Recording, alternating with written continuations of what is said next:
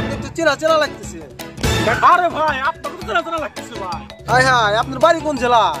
আরে ভাই সিরাজগঞ্জ জেলা, সিরাজগঞ্জ। হাই হাই কোন কি ভাই? আমার বাড়ি তো সিরাজগঞ্জ জেলা। সিরাজগঞ্জ কোন থানায়? ভাই সিরাজগঞ্জ সদর থানায়। হাই হাই ভাই আমার বাড়ি তো সদর থানায়। কোন গ্রাম? হাই হাই ভাই আমার তো রেলগেট চামড়াপট্টি ভাই। হাই হাই ভাই আমার বাড়ি তো রেলগেট চামড়াপট্টি ভাই। আপনি কত নম্বর ওয়ার্ডে থাকেন ভাই? হাই হাই ভাই আমার বাড়ি তো 15 নম্বর ওয়ার্ড।